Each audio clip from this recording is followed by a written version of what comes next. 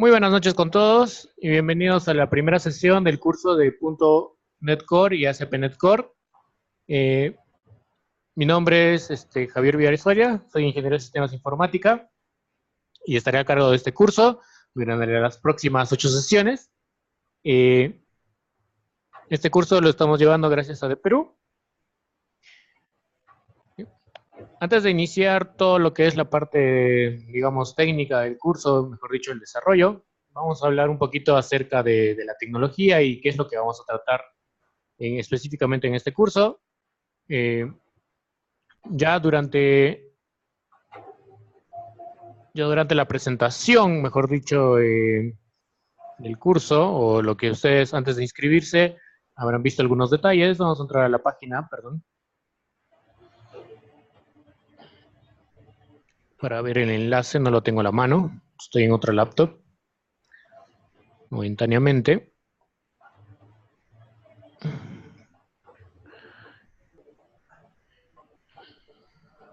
Si tienen interés todavía en el curso que hemos empezado mañana, el día de ayer, perdón, hemos empezado el día de ayer, está disponible el primer video también. Lo pueden revisar en la misma página. Y vamos, ahora sí. Voy a cerrar esto. Y vamos a ver. Muy bien. El curso de .NET Core y ASP.NET Core, o sea, del Perú, Desarrollo de Educación a tu alcance. Este curso está programado de la siguiente manera: los jueves de 7 a 10 de la noche y los sábados de 4 a 7 de la noche.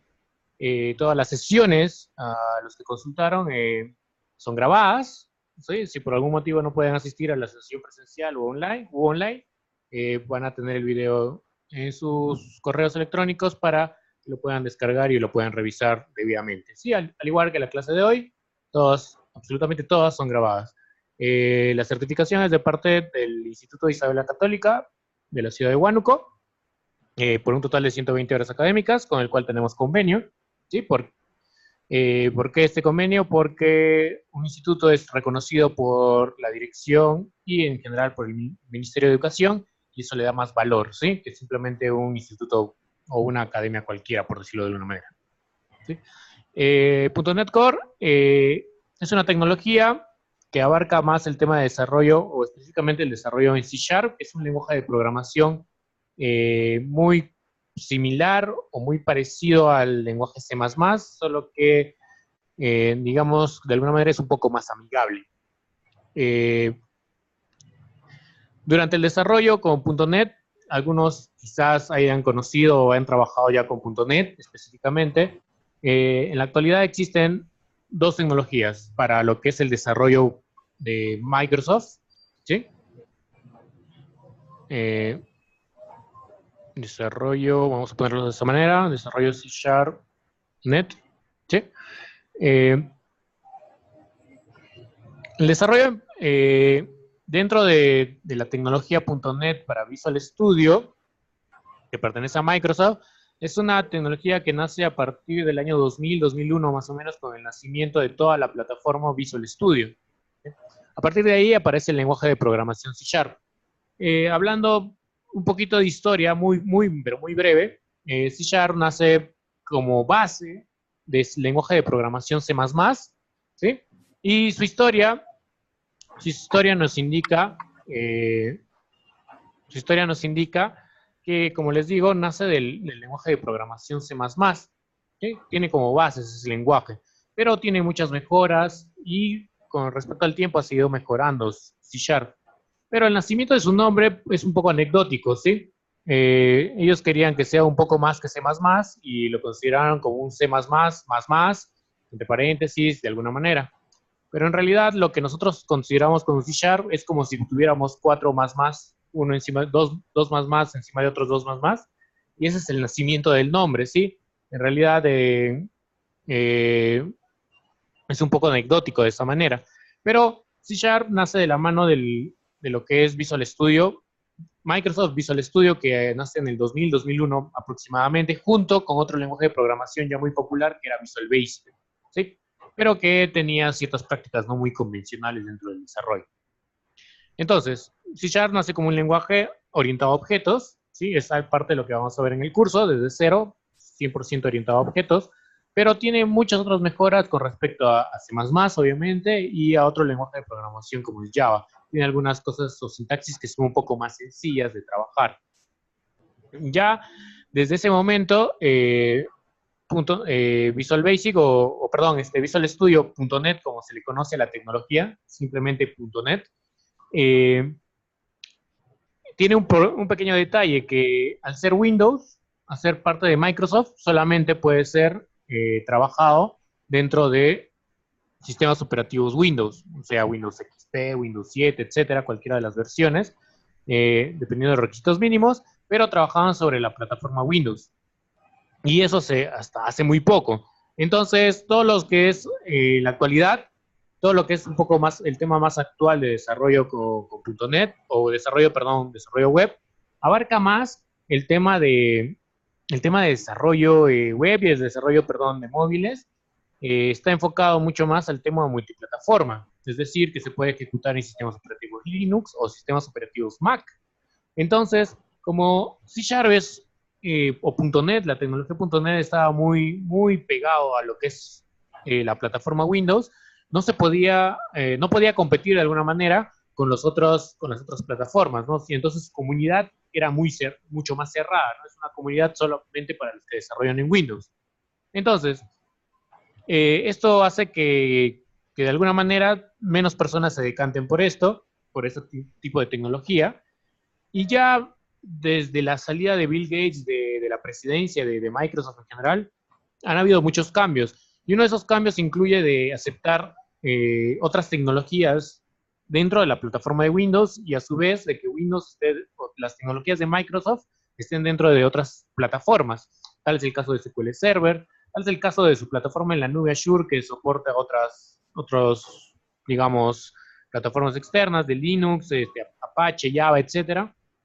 Y no hace mucho, como indica acá nuestro temario, dice que desde el 2016, hace 2-3 años aproximadamente, se da un cambio rotundo en ese enfoque, en el enfoque de desarrollo, y se da el nacimiento de .NET Core. ¿Qué es .NET Core? .NET Core viene tomando como base lo mismo que tenemos en .NET como desarrollo de plataformas solamente Windows, pero pasa a ser una tecnología abierta, es decir, multiplataforma. Quiere decir que todo lo que yo desarrollo puede ser ejecutado tanto en Windows, como en Linux, como en Mac. Es decir, en cualquier sistema operativo. Ya no, la ejecución ya no se basa simplemente, en aplicaciones que van a desarrollarse solo para Windows, ¿no? Entonces, se da el nacimiento de .NET Core. Paralelamente a .NET Core, como vemos acá, sigue existiendo, se sigue desarrollando, se sigue soportando lo que es .NET Framework. El .NET Framework viene a ser todas las librerías y dependencias que tiene el lenguaje de programación en sí para ejecutarse únicamente dentro de Windows. Paralelamente a esto, está .NET Core, y tiene todas las características del .NET Framework, o muchas de esas características del .NET Framework, para desarrollo abierto multiplataforma, ¿sí? El único detalle hasta el momento que podríamos resaltar es que el .NET Framework te permite realizar aplicaciones de escritorio, es decir, formularios que se ejecutan netamente en una computadora a través de un ejecutable. Lo haces con la tecnología .NET Framework, .NET, solamente para Windows. En cambio, .NET Core está más enfocado para hacer aplicaciones, digamos, apps universales, es decir, pero en entorno web, ¿sí? ASP.NET, que vamos a ver en el curso, va a estar más enfocado justamente a hacer aplicaciones para la web, ¿sí? Pero para cualquiera de las tecnologías, es decir, su despliegue en cualquiera de los sistemas operativos está permitido, ¿sí? O es posible, ¿ya? Pero digamos que el core de cada uno de ellos es muy similar, ¿sí? El corazón de cada uno de ellos, la base de cada uno de ellos es prácticamente igual, ¿sí? Solo que a partir de acá, .NET Core es de alguna manera es multiplataforma directamente, ¿sí? Y como ven, el tema de librerías, compiladores, todo está como base para todos igual, ¿sí? Entonces, El curso que vamos a tratar justamente es NetCore, ¿sí? Es desarrollo en el lenguaje de programación C# multiplataforma. Ya sobre el final del curso vamos a ver un poco sobre una tecnología adicional que nos permite desarrollar interfaces, digamos, el frontend, mejor, trabajar el frontend con una tecnología de JavaScript llamada Vue.js, que ya tiene buenos años dentro del mercado, ¿sí? Pero eso ya lo veremos más adelante. Vamos a hacer un pequeño repaso del temario rápido. Acabamos de hablar de la introducción de .NET Core, desde dónde nace, a partir de cuándo ha nacido y todo ello. Vamos a hacer la instalación un poco. Vamos a hablar brevemente. Todos los que están tanto presencial como online, asumimos que tiene algunos conocimientos ya de cualquier lenguaje de programación y vamos a ver un poco cómo son estas declaraciones de variables, algunas condiciones, operadores, arreglos, dentro directamente del lenguaje C#, específicamente más que el core del lenguaje de programación C#. En la siguiente sesión vamos a ver otro tipo de expresiones especiales ya que están dentro directamente del lenguaje de programación C#, expresiones lambda, clases estáticas, programación orientada a objetos en general. La sesión 3 igual, seguimos hablando un poco al respecto, y a partir de la sesión 4 empezamos a introducirnos en lo que es el desarrollo web con ASP.NET Core, ¿sí? Vamos a ir estructurando un pequeño proyecto, ¿sí? Entre la cuarta y quinta sesión, perdón, y las 3 últimas sesiones vamos a hacer un proyecto distinto, un proyecto un poco más, no digamos más complejo, pero sí un poco más completo de alguna manera, que nos permita desarrollar un login, ver el tema de cookies, sesiones, autorización, es decir, parte del login, manejo de errores, enrutamientos, etcétera, ¿no? Hasta el despliegue del proyecto, ¿no? ¿Cómo lo podemos hacer? Dentro de las tecnologías que estaban proporcionadas específicamente para NetCore, ¿sí? Entonces, para nosotros poder trabajar con .NET Core o NetCore, simplemente en nuestro explorador de Windows, ¿sí? O perdón, en Google, podemos, en el buscador, disculpen, podemos poner NetCore, y acá como primera opción nos sale Welcome to NetCore, ¿sí? Los que no tienen internet tan presencial, no se inquieten, en un rato les ayudo, ¿sí? Atiéndanme un ratito. Dentro de esto, NetCore está dentro de lo que es repositorios GitHub, que Microsoft lo adquirió no hace mucho, hace un poco más de un año, o menos de un año creo, adquirió GitHub, y NetCore está dentro de eso. Puedo dar Get Start, y vamos a ver un pequeño detalle. Cuando empezamos a ver, nos explica cómo podemos hacer la instalación y todo lo demás, y cómo empezar a trabajar. Vamos a seguir los procedimientos, pero quiero que tengan en cuenta algo. Acá me da la primera opción, de hacer la descarga del .NET SDK. El SDK viene a ser las herramientas de desarrollo para en este caso, el lenguaje C# dentro del entorno NetCore, ¿sí? Simplemente el SDK. Para tú poder, conocido como Software Development Kit, o el kit de desarrollo de software, pero NetCore no es ninguna interfaz, ningún IDE, así que vamos a trabajar también con otro IDE. Mientras tanto, los que están online podrían ver, si es que tienen un editor de preferencia como Sublime Text, Atom, etcétera, pueden utilizarlo, pero en este curso en especial vamos a utilizar obviamente, si estamos hablando de tecnología Microsoft, vamos a trabajar con Visual Studio Code, ¿sí? Que es viene siendo una de los editores de código líderes en el momento, es decir, no líderes por precio o ventas, sino por descargas, porque Visual Studio Code es un editor de código totalmente gratuito, ¿sí? No hay ningún pago que hacer al respecto, ¿sí? Entonces, los que están online y no han hecho la instalación, si me han seguido, pueden hacer la descarga del .NET Core directamente, ¿sí? Acá tengo un gestor de descargas. Automáticamente el sistema operativo, el enlace va a detectar qué tipo de arquitectura tienes. Entonces me va a descargar, en mi caso, para Windows, el .NET Core para 64 bits, es decir, arquitectura de computadoras de 64 bits. Es un poco, ¿sí? Por favor, los que está en el laboratorio no lo descarguen, los voy a compartir para no hacer lenta la red. Se los voy a compartir, no se preocupen. Perdón, lo vamos a poner por acá. Por acá tenemos, en esta carpeta Java lo voy a poner, en un momento le cambio el nombre. ¿Sí?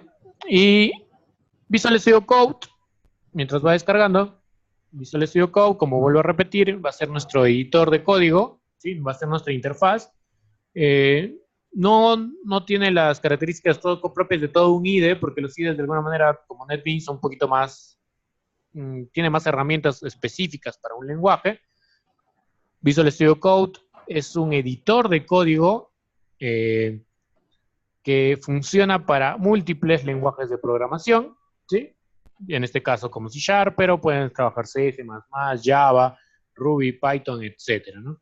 Entonces, la descarga también es libre, no pesa mucho, creo que 80 megas, 40 megas, no recuerdo bien. Entonces, mientras vamos haciendo las descargas respectivas e instalando los que están online, instalando sus computadoras, voy a pausar un rato la grabación para poder hacer la instalación y mientras voy asesorando a las demás personas, ¿sí? Pauso un rato la grabación y continuamos las descargas. En 10 minutos continuamos. Muy bien, vamos a continuar con la clase.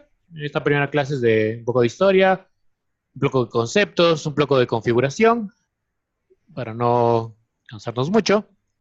Muy bien, dentro de los instaladores compartidos, entonces está el SDK, que ya hablamos, ¿sí? El Software Development Kit, que es el kit de desarrollo simplemente. Es un kit de desarrollo que no trae ninguna interfaz, que si no tuviéramos una interfaz de desarrollo o un editor de código, tendríamos que trabajarlo directamente, podría ser con un bloc de notas, o con Word, o con cualquier otro programa que me permite escribir algo, ¿sí? Así que le damos doble clic al SDK, pesa 143 megas. Muy importante, antes de continuar, la versión, actualmente estamos en la versión 2.2 y una subversión 103, ¿sí? Las últimas, la subversión viene a ser mejoras, correcciones, errores que pueden haber, ¿sí? Entre la versión y subversión son los cambios principales que se encuentra el producto. Ya hay una versión 3 que está en beta, ¿sí? que ya se puede ir probando, pero no es estable todavía, no se ha lanzado, así que vamos a seguir trabajando con esta y no va a haber ningún problema.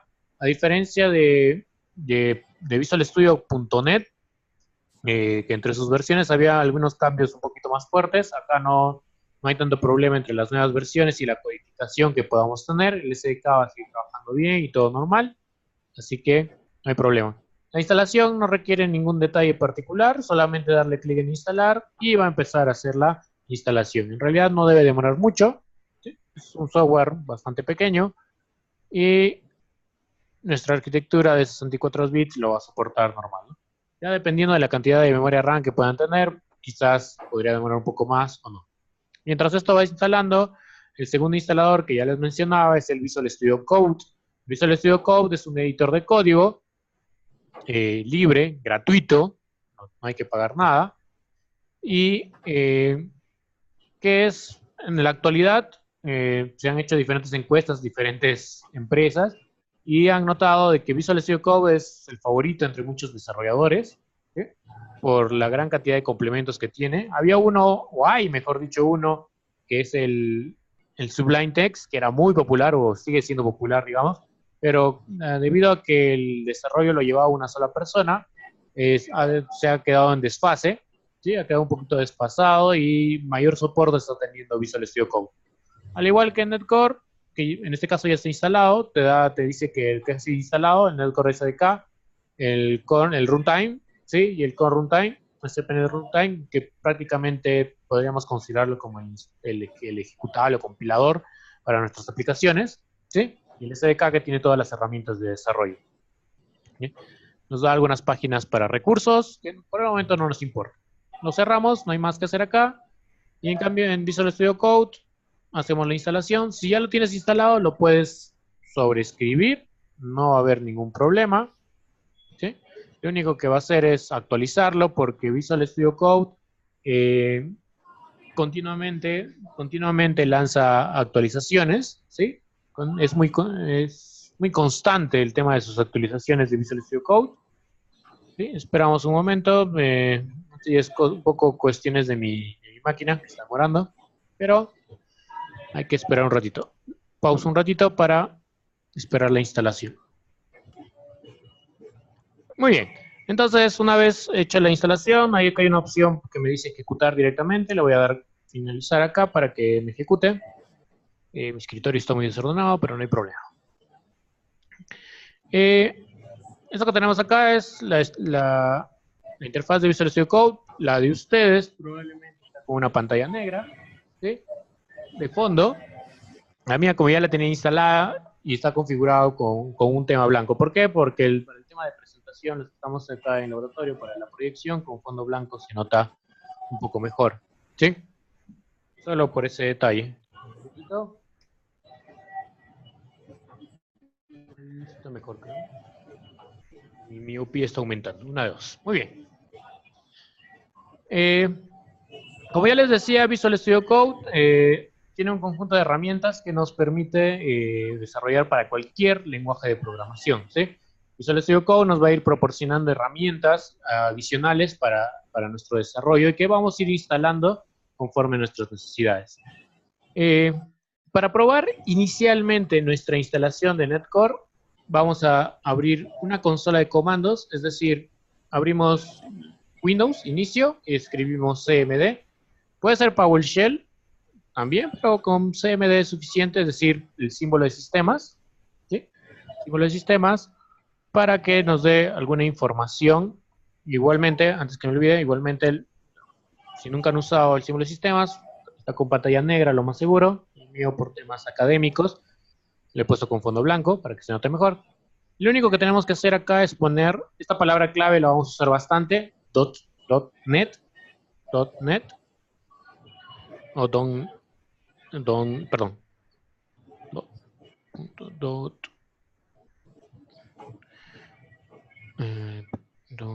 perdón, estoy confundiendo con otro lenguaje, disculpen, un ratito, vamos a ver acá, .net, está bien, solamente que no me está reconociendo, .net, no me está dando el versionado, lo que quiero ver es el versionado, pero en realidad sí me está diciendo de que puedo usar .NET y algunas opciones. Tengo algunas opciones. Y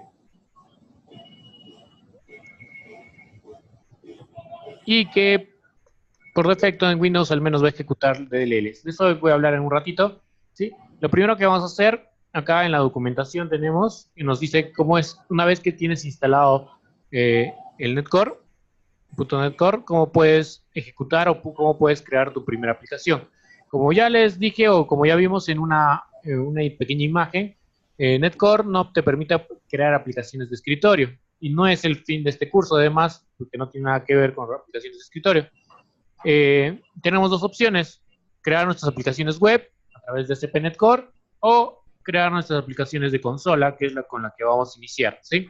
.NET, acá nos dice .NET New Console, y este comando de acá es para que me cree una carpeta, ¿sí? Entonces, ¿cómo vamos a hacer? Lo primero que vamos a hacer en nuestra consola de comandos, por defecto les debe mostrar una carpeta users y el nombre de la computadora. Así que nos vamos a dirigir, voy a borrar esto, y lo primero que vamos a hacer es posicionarnos en el disco C por defecto de tu computadora, ¿sí? Si tienes disco D, podrías cambiar el disco D, pero yo solo tengo un disco, así que me voy a quedar en el disco C. Voy a poner CD dos puntos, de esta manera, ¿sí?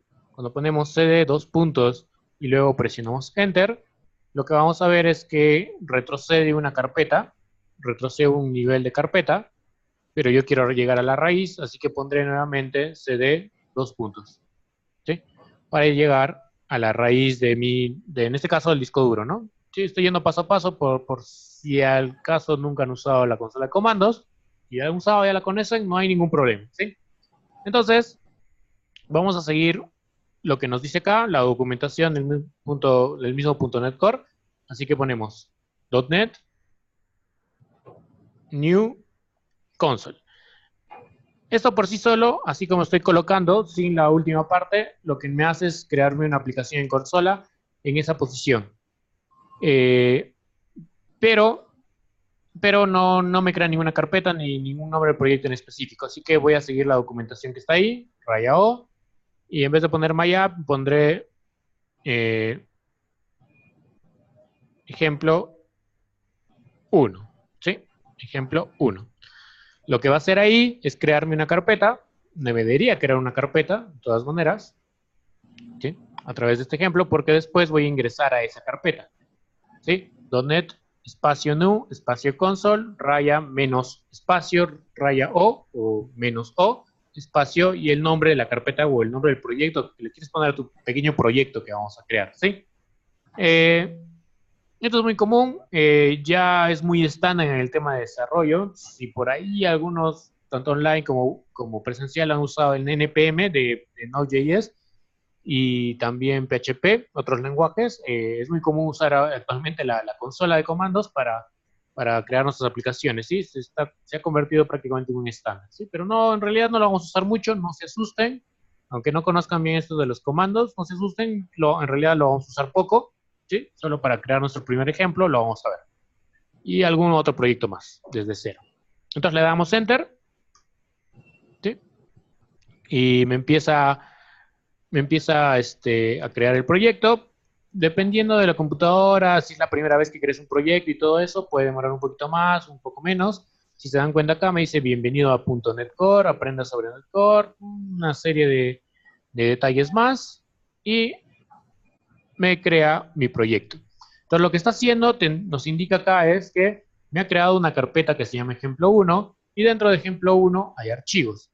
Así que pueden, y voy a verificar dentro de mi disco C. Acá tengo una carpeta, en mi disco C, tengo una carpeta que se llama ejemplo 1.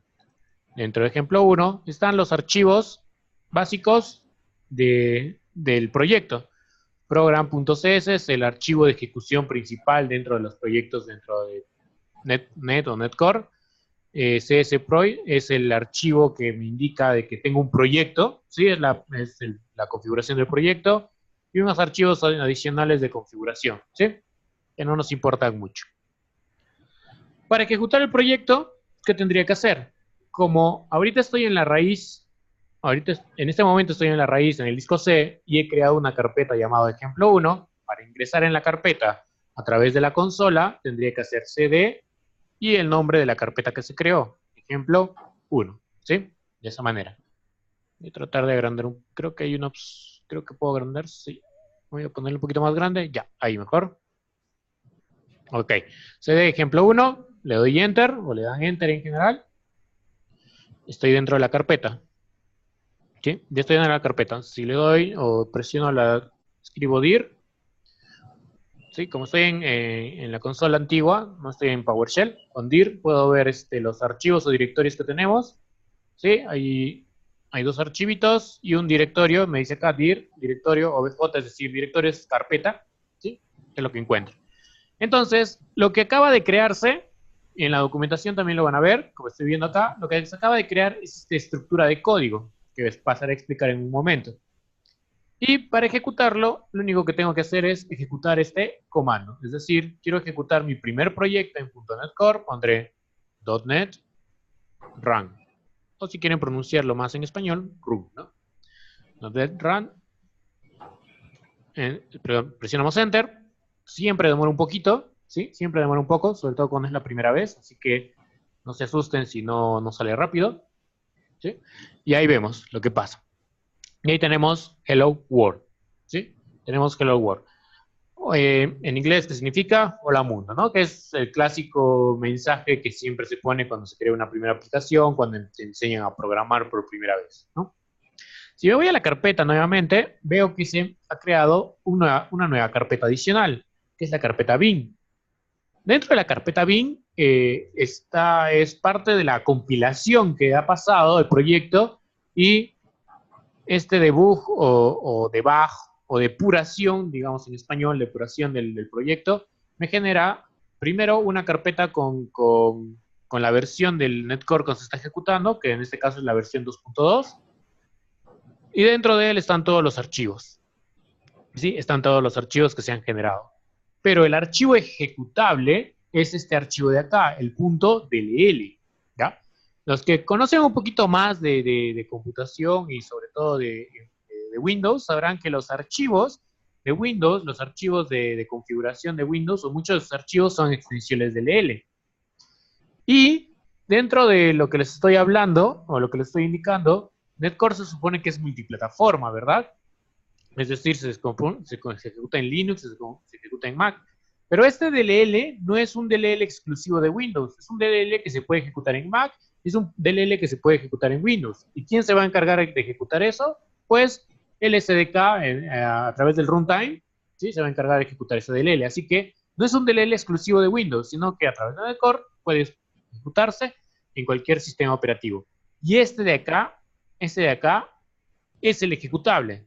Comúnmente, si alguien por ahí ha trabajado con .NET, el ejecutable es un .exe, ¿no? Y todo lo que es .exe, o peor aún, .msi, son ejecutables propios para el sistema operativo Windows, o únicamente para Windows. Pero ese DLL no, ese es el ejecutable y funciona para todos, ¿sí?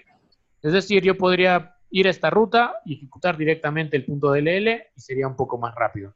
Por eso la primera vez, si vuelvo a ejecutar .run, vuelve a compilar, pero ejecuta un poquito más rápido, ¿sí? Porque la primera vez me ha creado todos esos archivos en la ejecución. ¿Sí? Y esto justamente es lo que está en el manual, ¿no? Dicen 10 minutos, ¿no? Bueno, lo que te demoras más es en la instalación y todo eso, ¿no? Pero en realidad es muy sencillo. Ahora hablemos de código, ¿sí? Ya en Visual Studio Code, en nuestra interfaz, podemos abrir esta carpeta. Hay muchas formas de hacerlo, ¿sí? Es decir, puedo ir, ejemplo, a mi proyecto y si está abierto Visual Studio Code, puedo arrastrarlo en la carpeta, de preferencia siempre la carpeta que tiene el proyecto, y automáticamente me va a abrir todo esto, ¿sí? Sí, me va a abrir todo esto. Otra opción, si no me equivoco, puedo hacerlo también desde la consola. Creo que es .NET espacio punto, creo, o dot. Esta opción no la manejo bien. No me acuerdo. Sí, hay una opción .NET punto o algo así, o slash, que me haga el proyecto con Visual Studio Code. Y la otra opción, y la última opción sería File, Open Folder, o abrir carpeta, si es que lo tiene en español. Como acá lo he reinstalado, por defecto Visual Studio Code te instala en inglés, de ahí te da las opciones, si te has conectado a internet, te da las opciones para poder hacer la configuración e instalar en español. Pero la última opción sería File o Archivo, abrir carpeta u Open Folder y buscar la carpetita, que en este caso es ejemplo 1, y simplemente seleccionar carpeta, porque si le doy doble clic va a seguir abriendo las carpetas. Yo quiero especificar desde acá, entonces especifico esta y seleccionar carpeta. ¿Sí? No hay ningún cambio porque es exactamente lo mismo y ya lo tenemos por acá, ¿sí? Entonces acá tenemos nuestros archivos de depuración, archivos de configuración, archivo de proyecto, y el que siempre les va a crear para todo proyecto en .NET Core es el archivo program.cs. .cs es la extensión para los archivos C#, ¿sí? C#, Sharp es de ese nivel. Generalmente en Visual Studio Code te va a ir dando herramientas para que programes mejor o programes más fácil dentro de lo que va encontrando. Ahorita, en este momento, yo acabo de abrir el archivo program.cs, le acabo de dar un clic, y en la parte de abajo, inferior derecha, me está saliendo una recomendación. Me dice que la extensión de Sharp es recomendable para este tipo de archivos.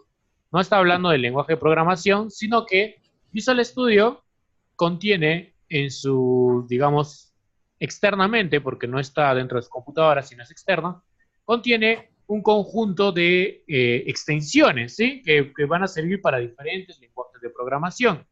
Y acá en este caso me está diciendo que tengo una extensión llamada C#, que es ideal para el lenguaje de programación con el que estás trabajando, con el tipo de archivo que estás trabajando. Si a ustedes no les sale esta recomendación al abrir el archivo program.cs, pues lo vamos a hacer manualmente. en la ventana de Visual Studio Code, hacemos clic en el último recuadro, que es el recuadro de extensiones, ¿sí? Para que Visual Studio Code tenga mayor funcionalidad. Y acá, en este espacio donde se busca, dice del Marketplace, es decir, la tienda de C Sharp, perdón, de Visual Studio Code, ponemos C Sharp o C hashtag, si quieren llamarlo de alguna manera, ¿no? Y va a buscar la extensión que justamente les estoy haciendo mención acá. Sale con una estrellita. Si a ustedes no les sale con una estrellita, no se preocupen. Solamente enfóquense en buscar C Sharp, así nada más. No, porque acá hay C Sharp Extensions, C Sharp Fixed Format, etcétera. Son otras extensiones que la podrían instalar si saben aprovecharlo. Y si la instalan y no saben aprovecharlo, tampoco hay problema porque no les va a pasar nada. No se preocupen. Pero la que quiero es esta, ¿sí? Para que me ayude a codificar un poquito más rápido, ¿sí? Entonces, si ya lo tienen, le hacen clic en Install. Generalmente, dependiendo de la velocidad de tu red, esto no demora mucho, ¿sí? Ahorita como en el laboratorio hay un poquito más de gente, podría demorar un poquito, pero vamos a esperar unos minutos, ¿sí? Pero si está en una red libre solitos, no debe demorar mucho, ¿sí? Esperamos, voy a detener un ratito la grabación, ¿sí? Con paciencia. Muy bien. Una vez que ya te instala la extensión, esto de acá son extensiones nada más, es necesario darle clic en el botón Reload, que es recargar. O sea, se va a recargar la interfaz o el programa, ¿sí? Se recarga para habilitar, mejor dicho, la extensión que has instalado y puedas trabajar correctamente dentro de tu computadora. Sí, acá me está haciendo mención que está descargando Omnisharp, sí, pero no me interesa mucho, lo puedo cerrar y tengo mi programa de nuevo, ¿sí? Pongo programa.css y voy a explicar muy brevemente la estructura de código dentro de C Sharp, si es que nunca lo han visto. En realidad es bastante sencillo, la primera parte, después ya iremos profundizando, ¿sí? Todavía nos queda cerca de 2 horas de clase, así que no hay problema. La primera línea de código nos indica Using System. Si conocen C++, si conocen un poco de Java, vendría a ser igual en C++, por ejemplo, el include Oyster, include Conio, algo así, que se trabajaba. Es el system, digamos, es la importación de todo el sistema básico para la programación más básica dentro del lenguaje de programación C Sharp, para que me pueda soportar de alguna manera, para que me soporte el código base del lenguaje, ¿no? El lenguaje de C Sharp. De esta manera usamos el Using System. Hay más importaciones que conforme vamos avanzando en el curso vamos a ir agregándolas, ¿sí? Lo segundo es el nombre de espacios. Es una estructura muy común dentro de .NET, ¿sí? .NET Core en este caso es como en Java, es muy parecido a los paquetes en Java, ¿sí? Que vendrían a ser como carpetas, pero acá simplemente son espacios, ¿sí? Que tú lo puedes mover. Incluso le podrías poner otro nombre, ¿sí? Toma el nombre de la carpeta o del proyecto, pero le podrías poner otro nombre. Por el momento no lo vamos a tocar, es parte de su estructura, parte de la estructura. De ahí, como C Sharp es un lenguaje de programación orientado a objetos, trabaja bastante con el tema de clases, pero a diferencia de Java, no utiliza el public obligatorio, ¿sí? No lo pone siempre, en cambio en Java es muy fuerte el tema de poner siempre los public. Acá no, pero en la mayoría de veces sí lo vamos a necesitar. Pero en este caso, simplemente la clase y el nombre de tu archivo, siempre que creas un proyecto por defecto, va a ser program, ¿sí? De ahí el archivo de ejecución que el que nos va a permitir ejecutar es el static void main, ¿sí? Lo que vemos acá en esta línea es el console write line, que dice hello world, que son palabras clave para mandar un mensaje, en este caso en la consola, por eso dice console write line. Write line puede ser write nada más, si escribe, write line incluye un salto de línea, ¿sí? Es decir, hay que darse cuenta de un detalle que el console.writeLine, ¿sí? Ya como hemos instalado el extension C Sharp, el editor nos da las opciones que podemos elegir, ¿sí? Entonces pongo esto y pondré en español, hola a todos, ¿sí? Entonces, Vamos a ver el salto de línea. Y una característica también muy importante dentro del lenguaje C#, al igual que C++, al igual que Java, es que diferencia bastante mayúsculas con minúsculas. Entonces, si esto lo ponen en mayúscula o en minúscula, no les va a reconocer, ¿sí? Tengan mucho cuidado con eso. Y para no estar, ¿cómo se dice? Recordándonos, algunas veces, sobre todo por temas académicos, o incluso en el desarrollo mismo de proyectos ya de la vida real, algunos se olvidan de hacer el guardado de su proyecto. Visual Studio Code te da la opción de activar el autoguardado, ¿sí? En mi caso, como yo ya lo tenía activado, ya está ahí, ¿sí? El autosave, o en español puede ser que tengan como autoguardado. Sería bueno que lo activen, el autosave o autoguardado, para que todos los cambios que hagan se vayan guardando automáticamente, ¿sí? Se estén guardando automáticamente y no estén preocupándose de presionar control S. ¿Sí? Entonces, recomendable, solo que hay una pequeña excepción que no me gusta, que es un tema aparte de desarrollo, que a veces salen mensajes o notificaciones de Windows con sonido y a veces lo desactivo. Pero con C# no me va a pasar esto, así que no hay problema. Dentro, y ya para ir terminando esa primera parte, en Visual Studio Code tengo una opción en la que en vez de estar utilizando la consola de comandos de Windows, puedo usar una consola de comandos, pues, que es la misma consola de comandos, pero integrada a Visual Studio Code. Así que puedo presionar la tecla Control Ñ o las teclas Control Ñ y te va a salir acá, o les va a salir acá un terminal, ¿sí? Un terminal. Y con la ruta de tu proyecto, y acá podemos poner .NET, lo mismo que hemos puesto hace rato, .NET Run, le damos Enter, esperamos que se compile de alguna manera el proyecto, y ahí tenemos los dos mensajes que les hacía mención, ¿no? Bueno, el Hello World, que ya está ahí, y hola a todos, ¿sí? Voy a atender un mensaje acá y un problema que hay acá en el laboratorio, un par de minutos, ¿sí? Y lo probamos. Voy a pausar la grabación un rato. Muy bien. Entonces, ya tenemos una terminal incorporada en Visual Studio Code, así que no tenemos que estar usando la terminal de Windows. Aparte, para ejecutar nuestra aplicación, lo podemos hacer directamente desde acá. Como vuelvo a repetir, la primera vez que dan el .NET Run, demora un poco más porque empieza a compilar y a generarme la estructura del bin, ¿sí? Empieza a estructurar esto, así que no hay problema. Sí, por ahí algunas veces, como les vuelvo a repetir, Visual Studio Code me lanza sugerencias y todo eso. Comúnmente es bueno aceptarlas porque son buenas sugerencias, ¿sí? Incluso ahí lo puede pasar en español. Generalmente espero que me dé la advertencia, ahorita no me está dando, no sé por qué, pero no hay ningún problema con eso. Mi tipo de fuente está agrandada para que lo puedan ver bien y para que los que están en presencial se note mejor todavía en la proyección, ¿sí? Eso es muy aparte. Muy bien. Entonces, dentro del lenguaje hay que conocer algunas cosas muy básicas que son importantes para Visual Studio, que es el tema de variables, ¿sí?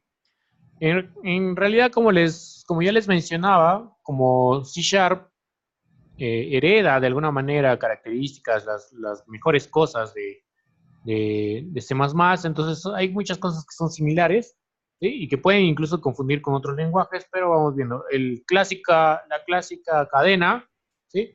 Son los valores de tipo string. Si no me equivoco, por ejemplo, en Java, string es con S mayúscula, ¿sí? Pero en .NET simplemente string es con minúscula, ¿sí? Así que hay que tener bastante cuidado con eso. String simplemente, o las variables de tipo cadena, se escriben en minúscula, ¿sí? Eso hay que tener en cuenta. O un nombre, ¿no? Listo. Vuelvo a repetir, todas las sentencias igual en C++, terminan en punto y coma, y no se olviden que diferencia siempre mayúsculas de minúsculas, así que es muy importante de que tengan en cuenta el nombre de sus variables. Dependiendo de la interfaz que están teniendo en este momento, estos colores pueden variar, así que no se preocupen mucho. Si es que por ahí alguien quiere saber cómo cambiar la terminal, por acá abajo, en la tuerca, los colores, perdón, acá en la tuerca, acá hay uno que dice color tem o color de tema, si es que está en español. Sí, esa parte no tiene nada que ver con el curso, pero por si acaso, si alguien le quiere cambiar el color, acá hay algunas opciones, ¿sí? Acá hay algunas opciones de las que pueden elegir y hay otras que hay para descargar también, ¿no? Entonces, yo elegí los colores light, ¿sí? Creo que por defecto es este de acá, el dark, ajá, ¿sí? Por defecto es esto, pero por temas académicos no se nota bien, así que utilice el light, ¿sí? Por si acaso. Muy bien, continuando. Entonces, entre los datos comunes, por decirlo así, datos primitivos que se manejan dentro de la programación en .NET, en C Sharp, mejor dicho, están, por ejemplo, también los datos enteros, pero tenemos unos datos más avanzados que ya son propios del lenguaje C Sharp, como son los int16, int32, int34, que son variables de clase del mismo lenguaje, que tienen mayor extensión, mayor precisión, pero por el momento, salvo que lo necesitemos en específico, vamos a trabajar con esto, que son para valores enteros, por ejemplo, número. 3, por ejemplo. ¿Sí? Una parte muy importante dentro del lenguaje de programación C Sharp es que, cuando se creó ya hace muchos años, más de 10 años, más de 15 años, su creador quería que el lenguaje sea, aparte de que solucionara los problemas que tenía en su tiempo, existían problemas en su tiempo en la programación, y que sea orientado a objetos, como muchos de los lenguajes de programación que ya existían. Otra cosa muy importante, querían que sea internacional, es decir, que cuando uno escribiera el código, podría escribir su código en su lenguaje nativo. Es decir, en nuestro caso, latino español, ¿no? Sí, en español. Es decir, que no hubiera problema en esa parte. Y se hizo de esa manera, ¿no? Es decir, si tú fueras a programar lo que voy a hacer ahora, un decimal, no sé, un decimal extraño,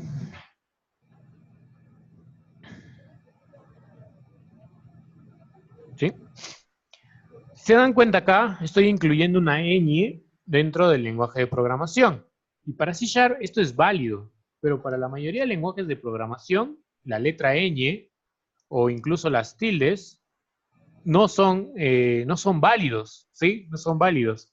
Aunque valgan verdades que ya un programador con experiencia y con tiempo jamás te va a poner tilde y también tampoco te va a poner ñ, pero la idea de cuando nació C Sharp era que, y sigue siendo así, es que sea internacional, por decirlo de esa manera, ¿no? Que soporte el lenguaje nativo de cada una de las personas para que puedan programar sin o con total naturalidad, ¿sí? en sus términos, digamos, en español en nuestro caso, ¿ya? Entonces, pero si esto lo intentan en algunos otros lenguajes, esta ñ no te va a aceptar, ¿sí? Esta ñ no te va a aceptar. Hay que tener cuidado entonces. Eso es una característica especial de C Sharp.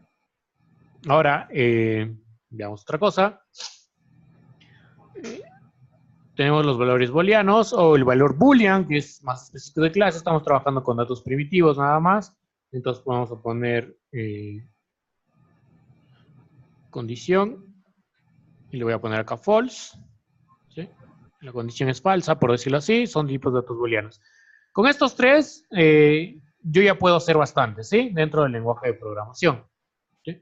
Dentro del lenguaje de programación, yo ya puedo hacer bastante, que son las variables básicas que podemos trabajar dentro del lenguaje, en general en cualquier lenguaje, ¿sí? De ahí están las bucles condicionales y entre otras cosas, ¿sí?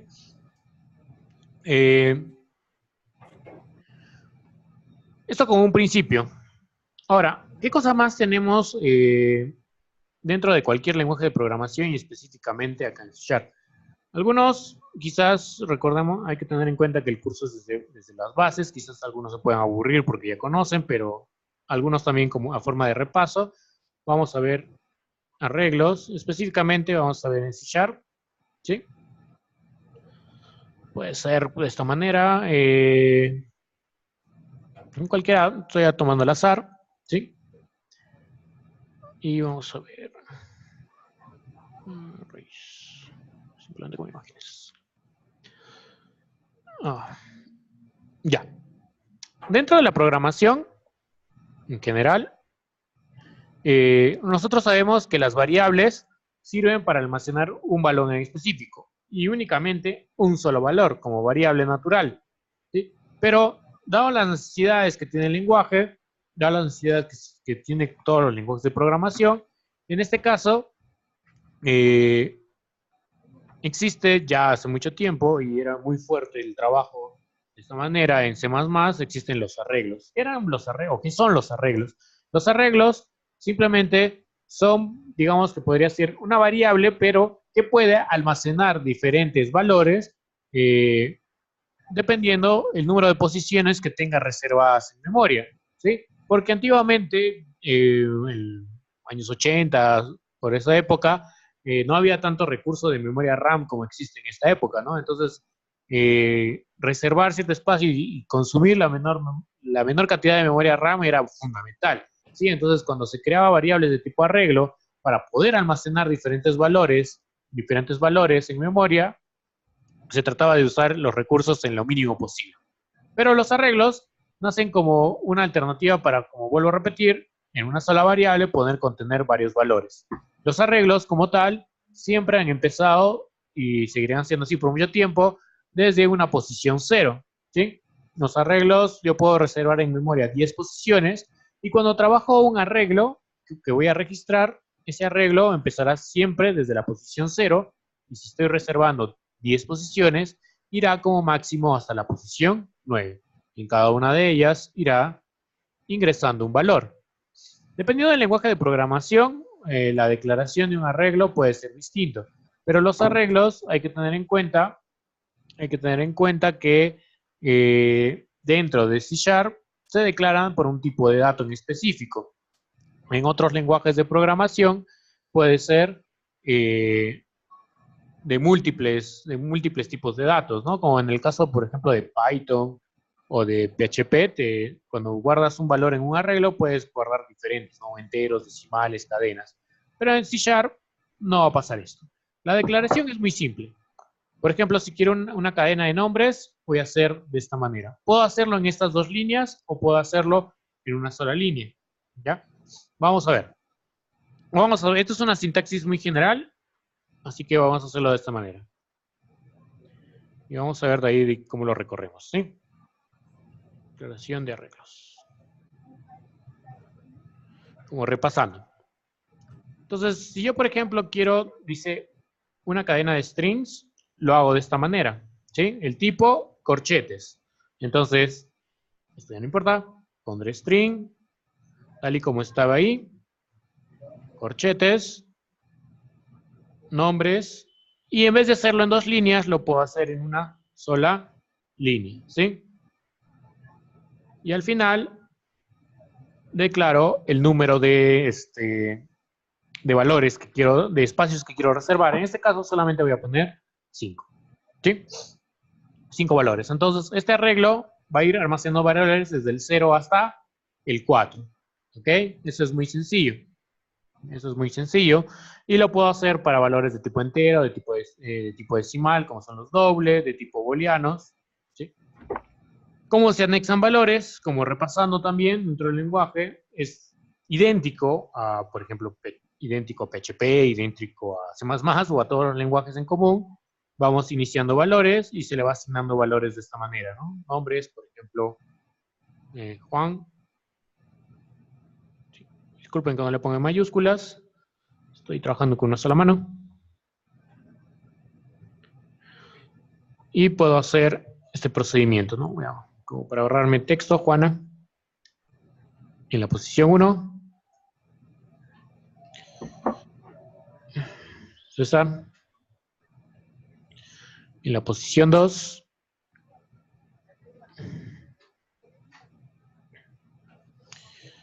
Vamos a hacerlo más rápido. Y listo.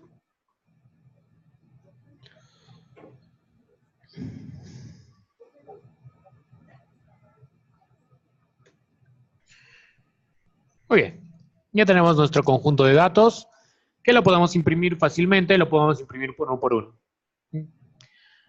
Dentro del lenguaje, ya sabemos que tenemos bucles y condiciones, ¿no? Las condicionales son el if, el if y el else simplemente, ¿sí? Que está muy incluido en todos los lenguajes de programación y que son fáciles de usar y que, valga la redundancia, son extremadamente conocidos.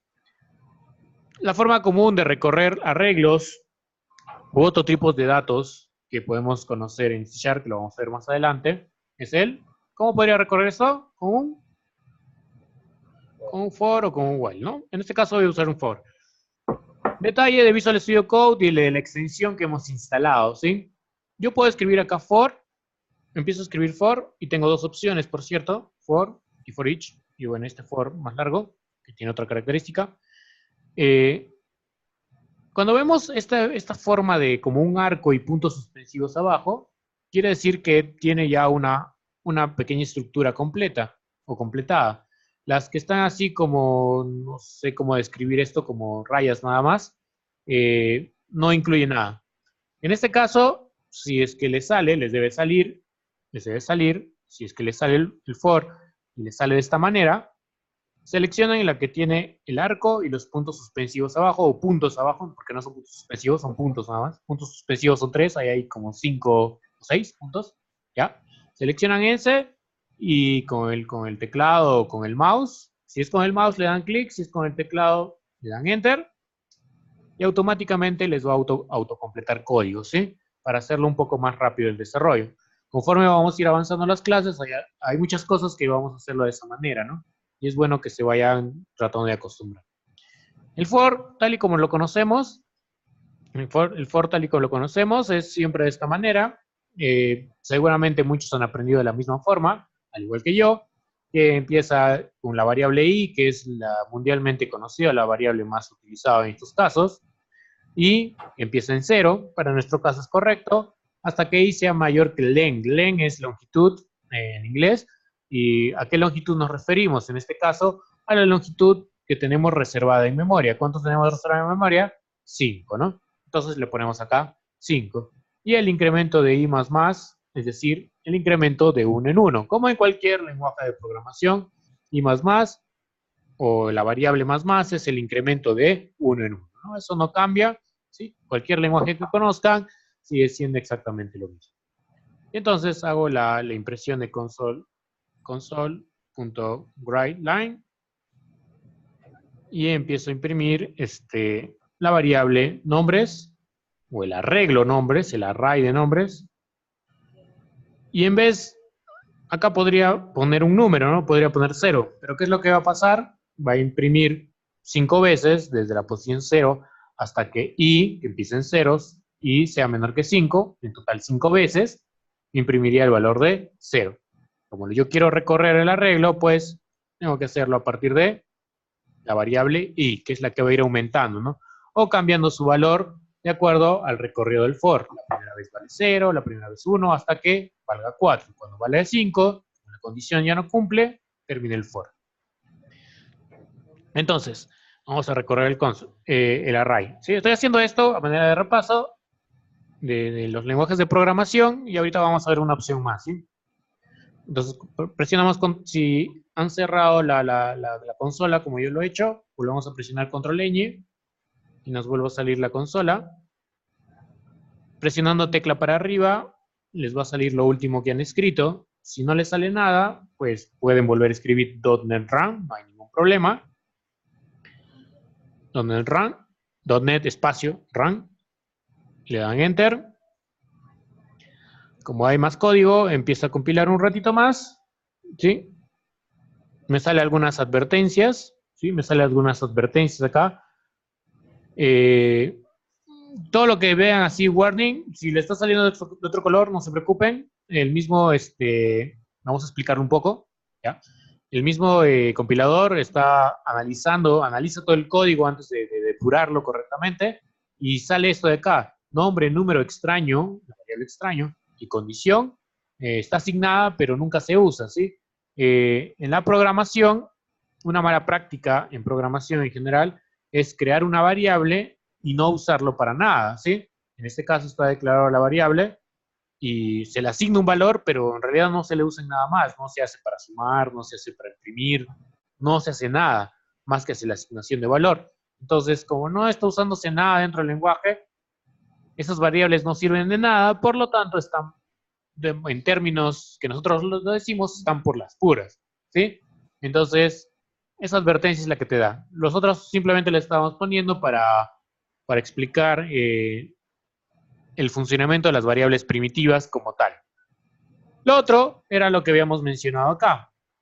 La impresión de los valores, Hello World, hola a todos, que ya estaba ahí en la consola, y el console.line que te dice imprime cada uno de los valores, ¿sí? Este es un bucle muy común, es el bucle for, ¿sí? Es el bucle for, pero cuando ya se trata de arreglos, listas, diccionarios, que vamos a ir viendo más adelante, el for, tal y como lo conocemos, no es muy común, no es muy propicio, y para eso podemos usar otro tipo de for. Cuando veamos o profundicemos más en el tema de objetos, por las últimas sesiones, se van a dar cuenta que este for no nos sirve de mucho, ¿sí? Para aplicaciones, para ejemplos, para aprender está bien, pero ya en programación más de desarrollo se usa el for each. C++ no tiene for each, se usa técnicas adicionales. Por ejemplo, Java tampoco tiene el for each, aunque creo que en sus últimas versiones tiene una especie de for each. PHP sí lo tiene y otros lenguajes más también. For each. Voy a seleccionar igual for each, con el arco y los puntos. Le doy punto acá. Y vamos a ver. Incluye, dice var item in collection. ¿Cómo es que funciona un for each? Un for each es un for como cualquiera que va a ir recorriendo elemento por elemento, así como está acá, elemento por elemento, pero se va a ir recorriendo desde la posición más baja, en nuestro caso desde la posición 0, hasta la última posición que tenga presente. Pero se va chancando, como se dice en programación, en una sola variable. En este caso, la variable es ítem, pero vamos a ponerlo acá, string, vamos a cambiar este pequeño código, vamos a poner string, y acá voy a poner nombre, y voy a decir que nombre está contenido, o sea, el nombre que voy a asignar, actualmente todos los nombres están contenidos, acá dice, en colección. ¿Cuál es la colección? Hablamos del arreglo de nombres, el que tiene todos los nombres. Entonces acá ponemos en nombres, ¿sí? Ponemos en nombres. Pero nombres, no es necesario que ustedes le pongan los corchetes, o es más, no se debe poner los corchetes porque no va a tener mucho sentido, ¿sí? Simplemente vamos a saber de que en nombres, por eso le puse así en plural, nombres, tiene una colección de datos que pueden ser de diferentes tipos. Vuelvo a repetir, ya en la próxima clase vamos a ver los otros tipos de colecciones, ¿sí? Y ya en nombres ya tenemos todo y lo va a ir pasando en un for each, va a ir pasándolo uno por uno, todos los nombres que tenga, pero uno por uno a la variable nombre. La primera vez va a pasar el nombre Juan, porque el nombre Juan es el que está en la posición más baja, porque siempre empieza de la colección en el valor más bajo, en este caso desde 0. Entonces va, la primera vez en el for va Juan, la segunda vez en el for va Juana, César, Miguel y Susan. Ya no hay nada, termina el for, ¿sí? Sin necesidad de estar haciendo este tipo de validaciones, de ir yendo de uno en uno, no trabaja de esa manera. Entonces, igual, podemos poner console line, voy a copiar, voy a pegar, y en vez de escribir este formato, porque este formato es obligatorio porque la variable i es la que manda, ¿sí? La variable i es la que cambia de valor. Acá no hay ni una variable i, acá la variable que manda simplemente es, como les vuelvo a repetir, nombre en singular, porque esa variable nombre es la que va a ir cambiando conforme se ejecuta el for each, es decir, un for each en español es por cada iteración, ¿sí? Por cada iteración va a ir cambiando su valor nombre de lo que está dentro de la colección. En el orden en el que está puesto, ¿sí? 0 hasta el 4. Esto sí, el for each es obligatorio, maneja el orden de menos a más, ¿sí? No, nunca va de más a menos ni nada. Siempre va de menos, desde el primer elemento que encuentre, por decirlo en una lista, hacia el último, ¿sí? Trabaja como listas nada más, del primero al último. Entonces, en mi consola, ¿sí? En mi consola, tengan cuidado siempre con las llaves, ¿sí? Siempre hay llaves de apertura y llaves de cierre. En la consola vuelvo a poner .NET Run, le doy Enter, espero un rato. Acá me está dando problemas con esta otra variable nombre que ya está declarado acá. Así que, como me está dando problema, en vez de nombre, voy a ponerle nom nada más. Vamos a ponerle nom. Está dando problema porque ya existe otra variable nombre, ¿sí? Por eso nada más. Hay que abreviarlo nada más, pero el concepto es el mismo. Va a ir pasando a nom de uno en uno, ¿sí?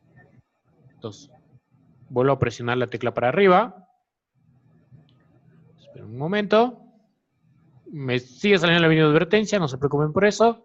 Pero si se dan cuenta, hace exactamente el mismo procedimiento, ¿sí? El mismo procedimiento. Ahora, ¿debo usar for o debo usar for each? Bueno, dependerá de también tu lógica, ¿no? Si quieres ir desde Susan hacia Juan al revés, ahí sí tendrías que poner de 5 hasta que i sea mayor que 0, ¿sí? Mientras i sea mayor o igual que 0, ¿no? En ese caso, e ir decrementando. En el for each no puedes hacer eso. Vuelvo a repetir, el for each trabaja como listas. El primero que llega, el primero que sale, por decirlo de esa manera, ¿no? ¿Sí? El primero que llega, el primero que sale. El for each es así. En cambio, si por alguna razón en mi lógica de programación necesito hacerlo al revés, bueno, ahí sí tendría que usar el for, ¿no? Porque no me queda de otra. ¿Ya? Eso es parte del lenguaje. Para terminar esta primera parte y hacer un pequeño break, yo sé que es cansado, vamos a hacer una aclaración más con respecto al lenguaje de programación. C Sharp. En este caso, he hecho la declaración de mi arreglo de esta manera, string nombres, new string. Pero ya hace algunos años, dentro del lenguaje C Sharp, aunque es un lenguaje fuertemente tipado, ¿qué quiere decir cuando un lenguaje es fuertemente tipado? Que la declaración de tipos es obligatoria. Es decir, acá ponemos string nombre, string int, número, doble extraño, bool condición, el tipo de dato. Pero cuando se trata de colecciones o de clases, podemos usar otra variable, que es la variable var. ¿Sí? Podríamos usar una variable var, que es una variable muy conocida, perdón, una palabra muy conocida, por ejemplo, en el lenguaje de programación JavaScript, ¿sí? Que es un tipo de dato general, ¿no? Acá podría poner colores, ¿sí? Y poner string. A ver, acá no sé si funciona bien para los arreglos, vamos a ver. Sí, normal, no me da error, ¿sí? Lo que estoy dependiendo es la parte final, ¿sí? En vez de poner string, le pongo var porque es un valor genérico. Y vean que cuando paso el mouse, tú vas a crear una colección de strings acá. Entonces este var, al momento de ser compilado, pues entiende que se va a convertir en un string, ¿sí? Así de simple. Entonces en vez de estar declarando int, doble, todo, puedo usar como variable general el var. Entonces puedo usar para int, a ver, pongo valor num, en vez de número, porque número ya lo tenemos, y le pongo 5 directamente. ¿Me da error? No me da error. Paso el mouse. Ya, entonces te dice, es un system-in32. Bueno, lo considera como un valor interno, un dato de tipo de C Sharp directamente, ¿no?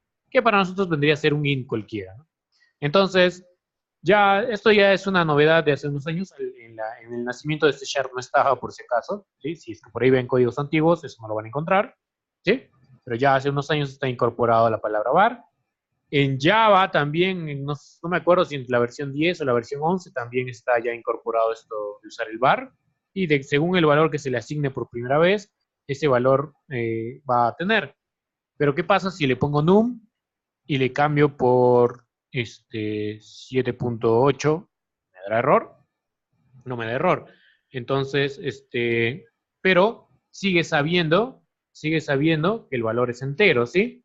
¿Sí? Entonces, cuando llega esto, probablemente ¿cómo se dice? Va a cortar los decimales y se va a quedar con este valor, ¿no? ¿Sí? Con la parte entera, ¿no?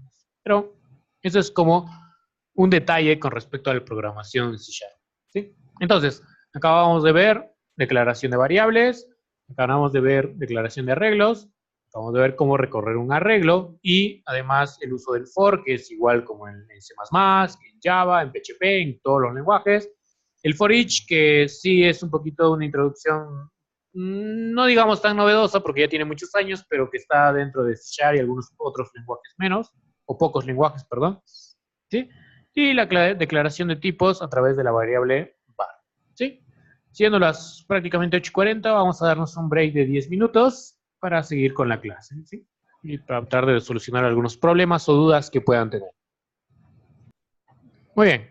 Entonces, hemos visto variables. Hemos visto un pequeño ejercicio del for, ¿sí? Dentro de los arreglos. Los operadores, el tema de operadores, tal y como en algún momento pueden haber visto, los operadores, tenemos los operadores aritméticos y los operadores o los condicionales de alguna manera, o de condición. Ustedes usan el símbolo de más, el símbolo de menos, el símbolo de asterisco para multiplicación y el símbolo de slash, que es para división, y el símbolo de porcentual, que es para el símbolo de módulo, ¿sí? Para el, ¿cómo se llama? Para devolver el residuo de una división, ¿sí?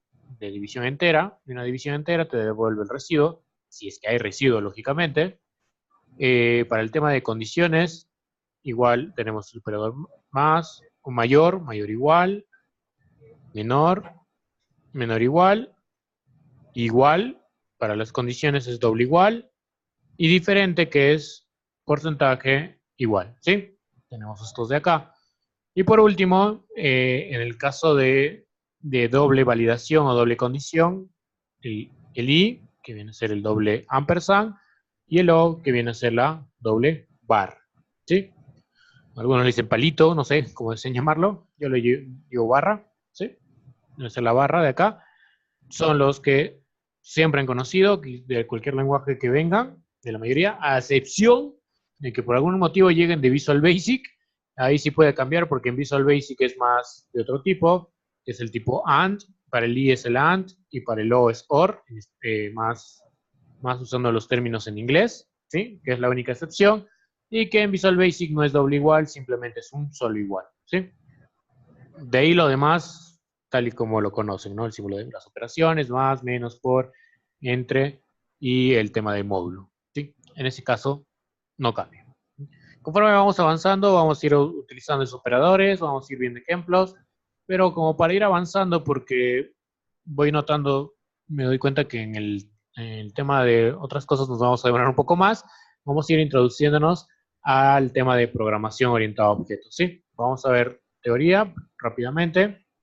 De ahí vamos a ver, conforme avancemos con la programación orientada a objetos, vamos a ir viendo algunos elementos adicionales dentro de C#, ¿sí? Como son las listas, colecciones y otra cosa, y otros elementos más. Así que solo vamos a cambiar un poco el orden de lo que ya tenemos, pero igual vamos a seguir viendo los temas tal y como están en el temario, ¿sí? La programación orientada a objetos viene a solucionar muchos problemas que ya existían en la programación antigua dentro de lo que incluía la programación estructurada, ¿no? La programación estructurada es la programación que se lee desde arriba y va todo hacia abajo, ¿no? Y tu código termina en la última parte, ¿no? En la última línea de código que encuentres. Entonces, para volver a ciertas partes, hacer ciertas ejecuciones, ciertos bucles que necesitabas repetir, había que retroceder en el código, ¿no? Antiguamente había sentencias como la palabra goto. Si por ahí buscan, puede ser que la encuentren, ¿sí? Pero de ahí nace la programación orientada a objetos, que trata de solucionar esos problemas, ¿no? Entonces, la programación orientada a objetos como tal introduce diferentes conceptos, ¿sí? Introduce diferentes conceptos. Entre uno de ellos es justamente el uso de clases, ¿sí? El uso de clases. ¿Una clase es igual a un objeto? No, ¿sí? Vamos viendo por acá, aunque todavía no sabemos bien qué es una clase y qué es un objeto, pero vamos diciendo que no son iguales, ¿sí? Una clase Una clase trata de tomar algo de la realidad o quizás también de algo ficticio y plasmarlo dentro del lenguaje en sí, ¿sí? Dentro del lenguaje de programación. Por lo tanto, ese término que estamos hablando se conoce como la primera propiedad de la programación orientada a objetos, que es la abstracción. Dentro de la abstracción podríamos tener cualquier ejemplo. Ayer hacía de auto, a ver, ya hoy día vamos a ver bueno, también hablaba de fútbol. Vamos a hablar de jugadores. Suponiendo de que deseas crear el videojuego, un nuevo videojuego que va a competir con FIFA o con PES, ¿sí? Y el videojuego se basa en crear jugadores, obviamente, ¿no? O tener diferentes jugadores. Entonces, dentro de la abstracción, nosotros vamos a considerar que cada uno de estos jugadores tiene atributos, ¿sí? Dentro de la abstracción, sabemos que los jugadores que vamos a crear dentro del desarrollo tienen atributos. ¿Esos atributos cuáles van a ser? ¿Cuáles serían relevantes? Por ejemplo, uno es su nombre, ¿no? El jugador. Otro podría ser, ¿qué más tenemos del jugador? Ah, su número, ¿ya? Otro podría ser la posición. Y uno último, el pie, voy a ponerlo así, el pie dominante, ¿no? El pie con el que más domina, ¿no? Que puede ser el izquierdo o el derecho, ¿no? ¿Sí? Esos son los atributos de la clase. De ahí, este jugador también va a manejar propiedades, ¿sí? Va a manejar propiedades o métodos o acciones que puede realizar. ¿Qué va a hacer ese jugador? ¿Qué hace? Puede, ¿cómo se llama el hecho de llevar la pelota con el balón? La pelota con el balón, perdón, el balón con los pies. Driblear, ¿no? Muy bien. El jugador puede driblear, el jugador puede patear, y otras acciones más. Una última, ¿qué más puede hacer? Meter cabeza, no, pues eso no. Ya, cabecear, ¿no? Cabecear, muy bien. Puede hacer más cosas, ¿no? Se puede arrastrar, puede fingir una falda como Neymar, etc. Listo. Entonces va a crear, tiene propiedades, ¿sí? Entonces, eso estamos abstrayendo. Puede ser de algo real para pasarlo a un videojuego como algo ficticio, ¿sí? Y estamos haciendo esta primera característica de la programación orientada a objetos, que es capturar algo ficticio real y tratar de pasarlo al lenguaje de programación a través de una clase.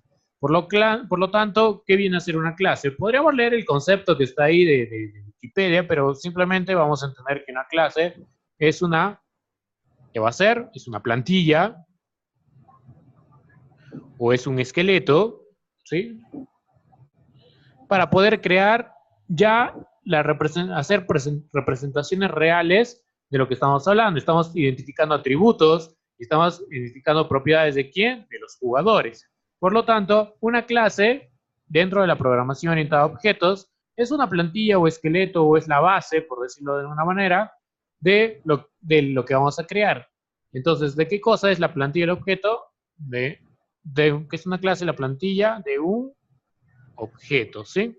Es decir, yo utilizaré la clase como base, como plantilla, como esqueleto para poder crear un objeto. Entonces, un objeto, ¿quién vendría a ser? Dentro de mi videojuego puede ser, por ejemplo, CR7, Cristiano Ronaldo, puede ser Messi, puede ser Neymar, o puede ser Farfán, ¿sí? Cualquiera de ellos, con sus valores representativos, ¿sí? Van a ser un objeto. Por lo tanto, la clase es simplemente una plantilla que se va a ir repitiendo o se va a ir repitiendo su uso conforme yo voy a crear mis diferentes objetos, ¿sí? Dentro de la programación, igualmente, las clases suelen llamarse ya dentro de un proyecto de desarrollo de software, se le conoce como entidades, ¿sí? O en inglés, como entities, ¿no? Entities. Ya. ¿Listo? Como cualquiera de los dos son válidos, no hay ningún problema, ¿sí? Entidades o entities. Entonces, yo tengo esta representación, o puede tener representado las clases dentro de mis entidades. ¿Para qué se hace esto? Dentro del desarrollo, sabemos que como parte de soporte, que no está dentro del lenguaje de programación, pero como soporte, tenemos las bases de datos. Entonces nosotros necesitamos tener una relación entre la base de datos, las tablas específicamente, donde se van a guardar todos los datos, por ejemplo, el jugador. Yo tendré una tabla jugador que tenga los atributos básicamente, que en la base de datos se llamarán campos, ¿no? Nombre, número, posición, pie, y en la programación de igual manera. ¿Por qué se hace esto? Aunque en la programación común o base, pues, no necesitaríamos crear objetos de forma obligatoria para hacer algo simple, ya dentro de las aplicaciones empresariales o más robustas o más, digamos, de mayor escala, necesitamos de estos objetos para trabajar con los frameworks.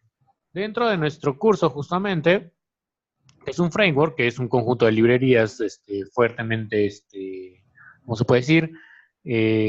Digamos que tiene un orden mucho más específico, que tiene ya librerías más específicas que tenemos que programar según el framework. Acá nosotros vamos a ver un framework que se llama el Entity Framework Core. Dentro de .NET existe el Entity Framework como tal, pero acá vamos a hablar del Entity Framework Core, ¿no? Que es un poco, que es prácticamente lo mismo, pero dentro de NetCore, ¿ya? Para no hacernos muchas bodas, ¿sí? Entonces, el tema de los objetos es muy importante conocerlo, desarrollarlo y aplicarlo para nuestras buenas prácticas.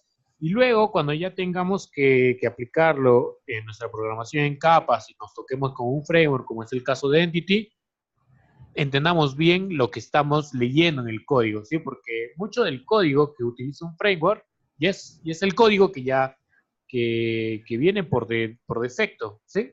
Que muchas veces no hay partes que no escribimos, sino que ya están ahí y hay que entender qué es lo que está pasando.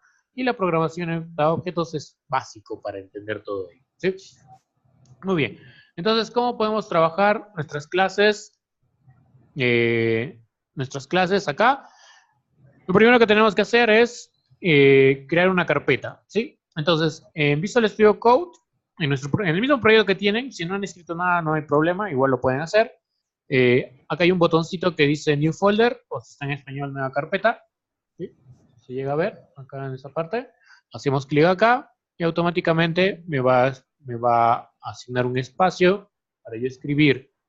O la otra opción es simplemente desde acá le doy clic derecho en todo el espacio en blanco que tengo acá, o libre, porque no es blanco, es gris, ¿ya? Todo este espacio libre, puedo hacerle clic donde dice New Folder, también, o nuevo, o nueva carpeta, si está en español.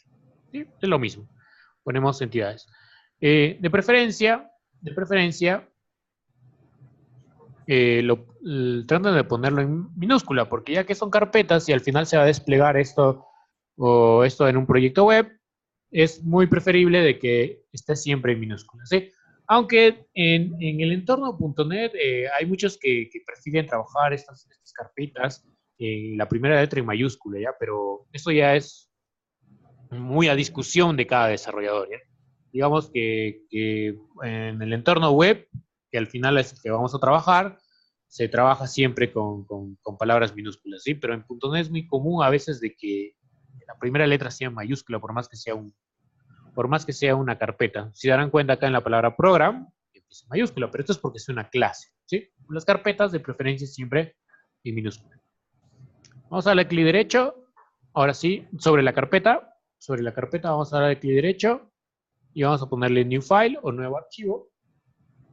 Y acá vamos a definir el nombre de nuestro archivo. En este caso se va a llamar jugador, ¿sí? Jugador, ahí sí con mayúsculas, ¿sí? Las clases, por defecto, cuando empecemos a definir una clase, se deben escribir con mayúscula. Jugador, y tenemos que incluir la extensión, ya que el programa no está incluyendo extensiones, ponemos .cs, ¿sí? De esta manera. Jugador.cs. ¿Ok? Jugador.cs. Y le dan Enter, ¿sí? Y ahí tenemos, ¿sí? Entonces acá nos prepara el espacio para empezar a programar. Básicamente tenemos que trabajar con lo mismo que tenemos acá, aunque el Using System creo que es... ¿sí? Lo podemos obviar. A ver, lo que sí no nos podemos olvidar es el del nombre de espacios. Recordemos que cuando queremos escribir código,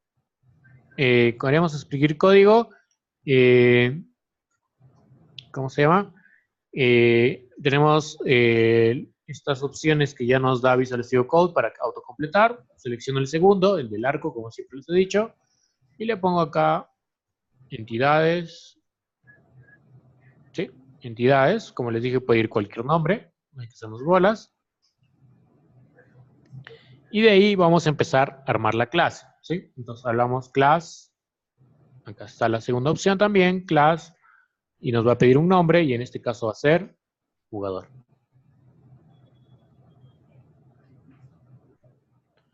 ¿Ok?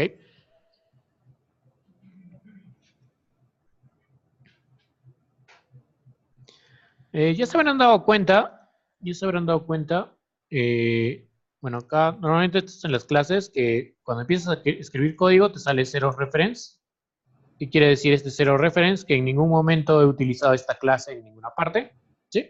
Y va a ser muy común que les va a salir, van poniendo código y les va a salir esto de zero reference, zero reference, zero reference.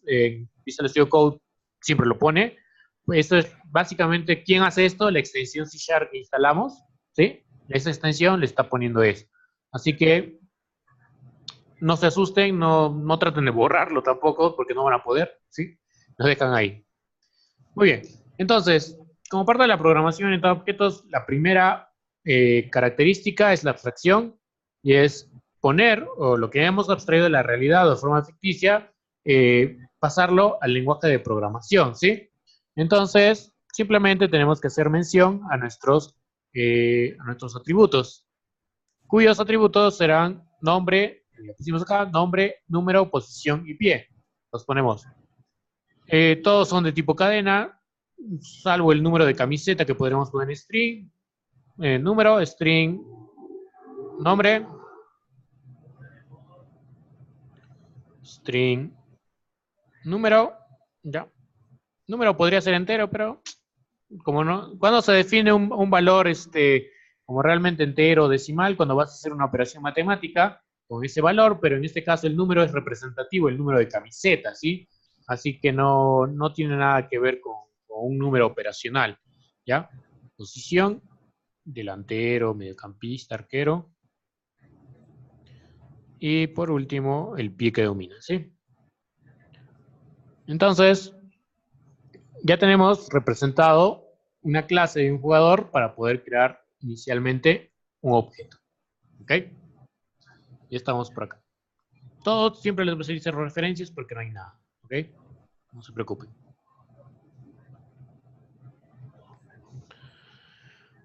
Entonces, tenemos estas referencias.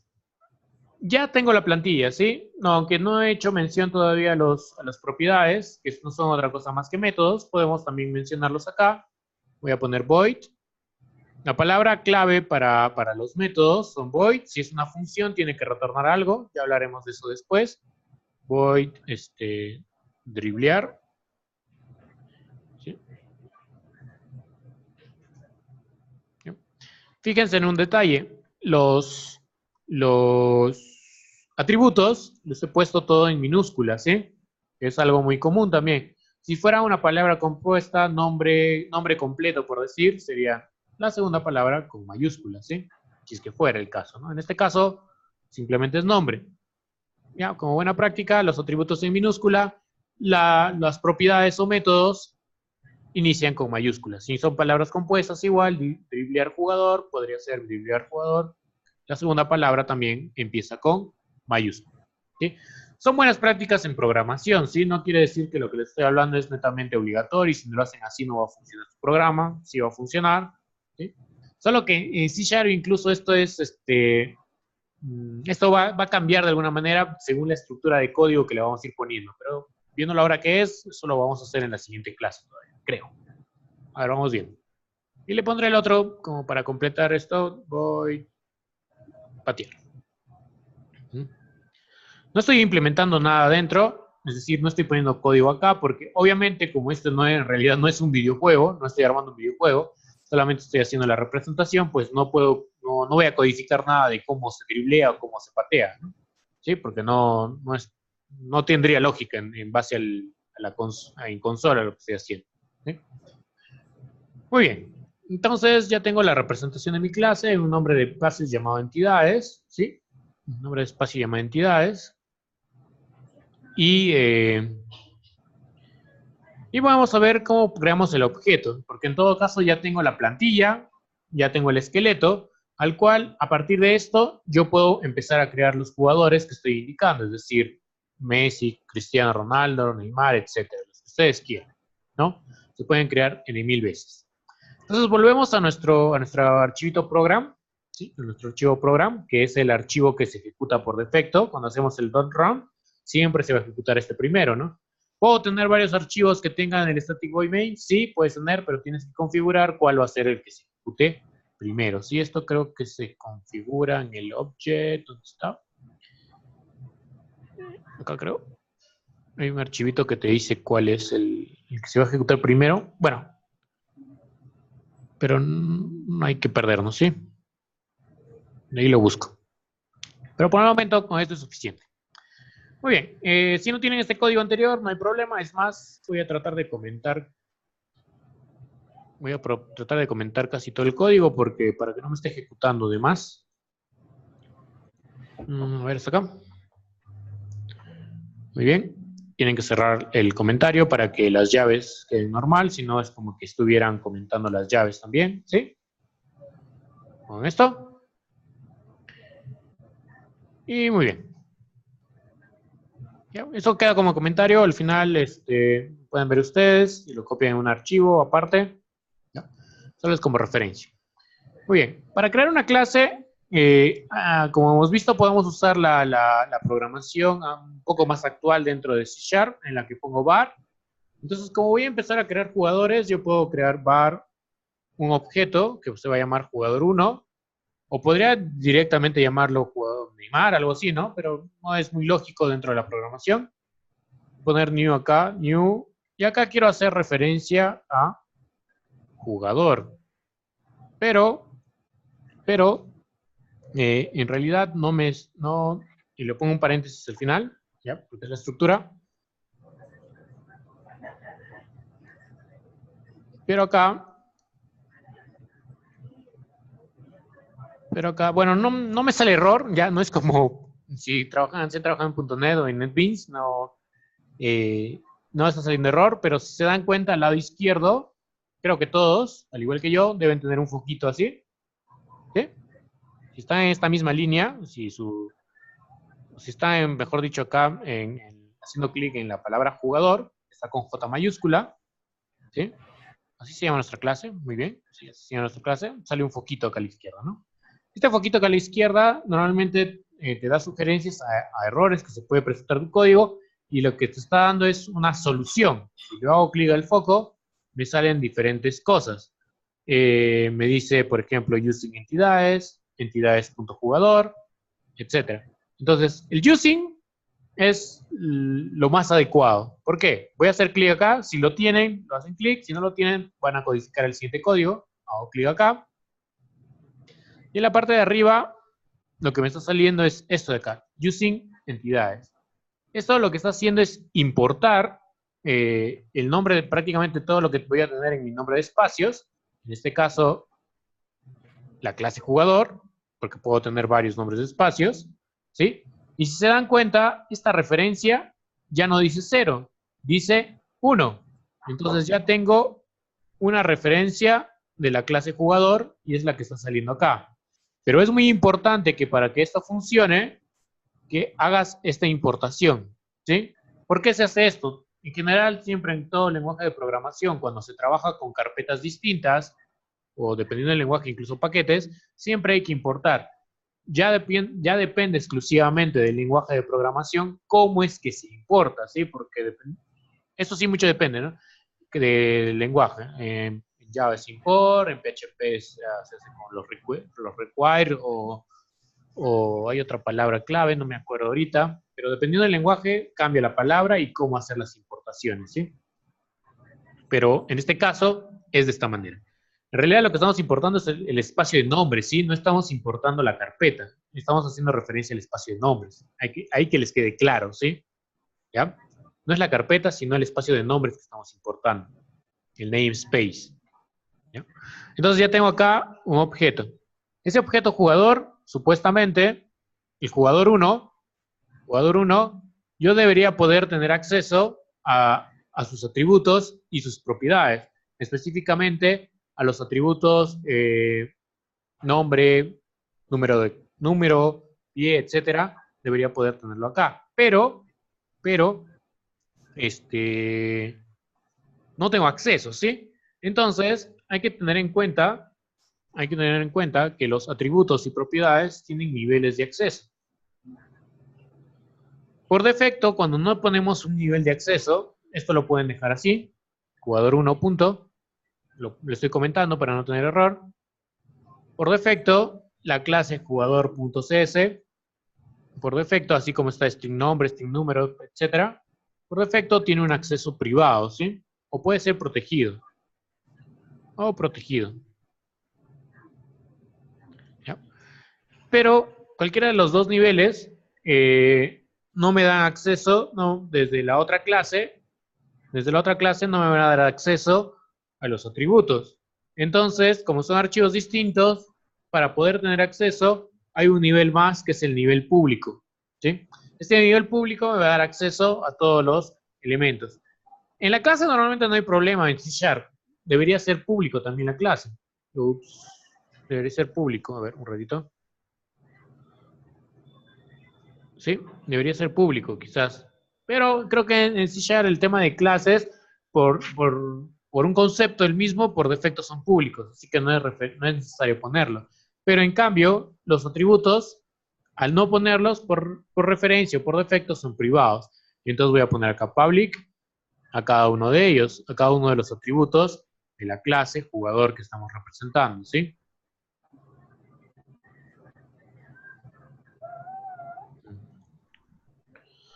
Del mismo modo, tengo que hacerlo para las propiedades, ¿sí? Para las propiedades o métodos.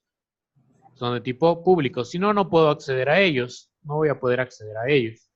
¿Ok? General.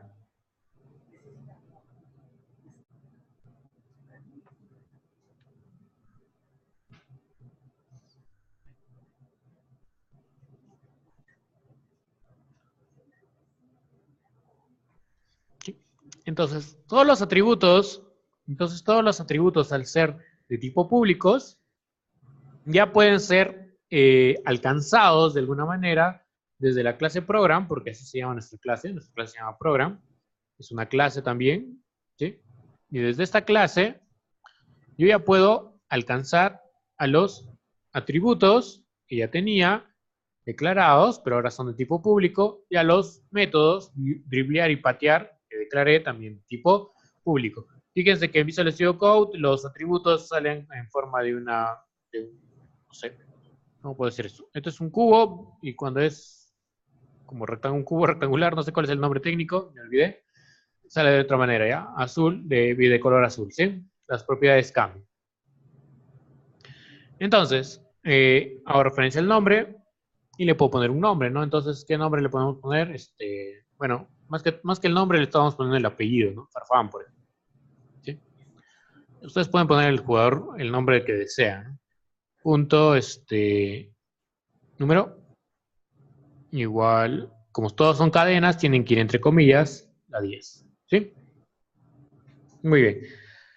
No es obligatorio, nunca lo ha sido y nunca lo será, creo yo, poner o llenar todos los datos de los atributos, es decir, mi clase tiene número, posición y pie, entonces no es obligatorio que yo le asigne una posición y el pie, o sea, el pie que maneja, automáticamente cuando creo el objeto.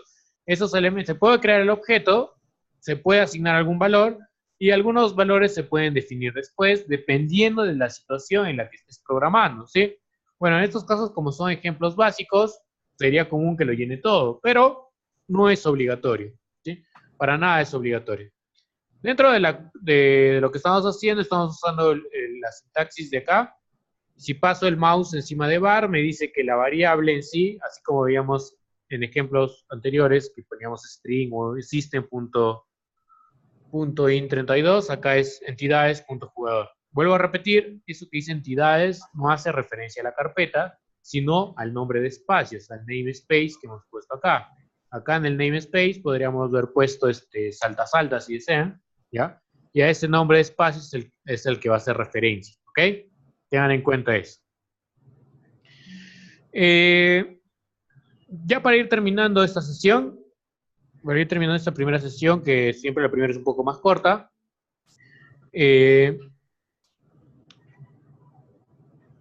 los objetos, y en cualquier lenguaje de programación es así, los objetos no se crean en base a la clase, ¿sí? En la estructura, si yo veo de esta manera, new jugador, yo puedo pensar que esta palabra de acá está haciendo referencia al nombre de clase. Pero si nos damos cuenta también tiene unos paréntesis, lo que quiere decir que estos paréntesis harían referencia como a un método, ¿no? Si yo pongo jugador 1 punto patear, para que patear esté correctamente codificado, tiene que ir los paréntesis que hacen referencia al método o función. Entonces, acá estos paréntesis me están haciendo referencia al método. Entonces, cuando yo pongo new jugador, la palabra new hace referencia a nuevo, obviamente. Entonces, yo voy a crear un nuevo jugador, pero también tiene paréntesis. Y eso me hace pensar de que lo que estoy haciendo acá es poner un nuevo jugador, pero este código debería hacer referencia a un método y no específicamente al nombre de la clase. En todos los lenguajes que yo he programado, ¿sí? En todos, ya quizás hay otros que realmente desconozco porque en realidad son muchos, pero en todos los lenguajes, cada vez que uno crea un objeto, siempre tiene esta sintaxis y un jugador. Pero lo siguiente que voy a explicar no siempre es igual en todos los lenguajes. En realidad esto de acá no hace referencia exclusivamente al nombre de la clase, sino que es un elemento propio de todas las clases, que es ¿qué cosa? Ya lo conocen muchos, que es el constructor, ¿sí? El constructor es un elemento que se incluye en todas las clases y por defecto, que lo que hace, como su nombre lo dice, construir, me va a permitir construir el objeto, ¿sí? Darle forma de alguna manera al objeto. Porque si yo pongo solamente var jugador punto y coma y trato de hacer esto, al momento de compilar va a dar error, ¿sí? Porque no estás creando, no se creó el objeto correctamente. Y eso se hace a través del constructor. El constructor es un elemento, como vuelvo a repetir, que me permite crear el objeto, pero que ya existe por defecto dentro de la clase sin que nosotros lo hayamos programado. Y eso pasa en todos los lenguajes de programación, ¿sí? Pasa en PHP, pasa en C Sharp, pasa en Java, pasa en Python, etc. Menos en C++, ¿sí? En C++ es más, ¿cómo se puede decir? Es más definido, más obligatorio de todas maneras definir el constructor, porque cuando ya no utilizo el objeto, tengo que crear también el destructor, ¿sí? Creo que ya se ha dejado de usar porque muchos lenguajes tienen su recolector de basura, ¿sí? ¿Qué hace un recolector de basura? Lo que hace es liberar memoria cuando un objeto ya no se usa, ¿sí? Pero en C++ no existe ese término. Entonces hay que crear el destructor y ejecutar el destructor para eliminar el objeto cuando ya no se utiliza. Pero en los demás lenguajes más modernos, como C Sharp, la construcción del objeto y la destrucción del mismo es más, digamos, es más automático, o mejor gestionado, ¿ya? ¿Cómo es el constructor? El constructor generalmente, y aunque no lo hemos declarado, es público, ¿sí? Siempre es público. Salvo ahí una implementación especial que se conoce como el método o el patrón singleton, que es una excepción, pero generalmente el constructor es público. Y el constructor en C Sharp, así como en algún otro lenguaje, tiene el mismo nombre que la clase. En este caso se llama jugador. ¿Sí? Y este es más o menos su estructura. Me faltaban los paréntesis. ¿Sí? Y acá incluso ya directamente me dice, ya hay una referencia a eso. ¿Dónde está la referencia? En la creación del objeto, ¿sí? Y ahí me sale, hay una referencia. Y este es el constructor. Y este es el pedacito de código, ¿ya? Es el pedacito de código que te permite crear los objetos. Sin esto de acá no se podría crear el objeto. Pero, como vuelvo a repetir, ya está incorporado dentro de la clase sin que nosotros lo escribamos, ¿sí? Entonces, si yo Voy a copiar y pegar nada más, lo pueden hacer si desean. Rápidamente, creo jugador 2. Borré el igual. Ya. Jugador 2.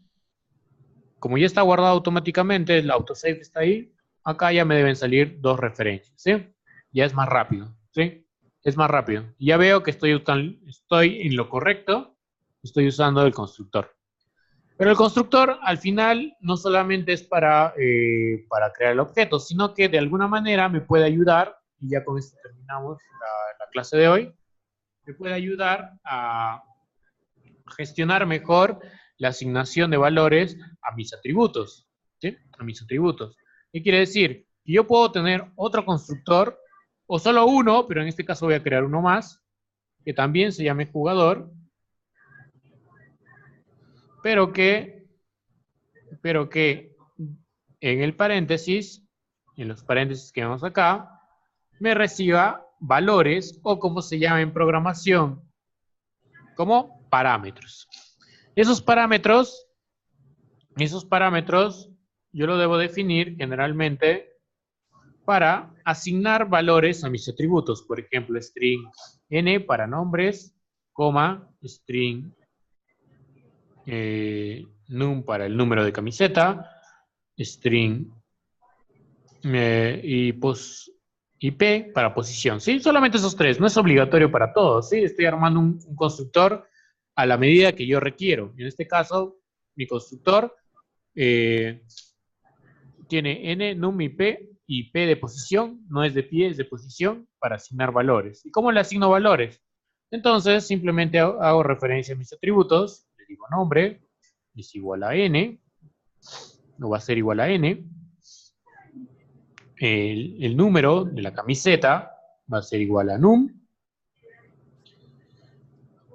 y la posición va a ser igual a p. ¿Sí?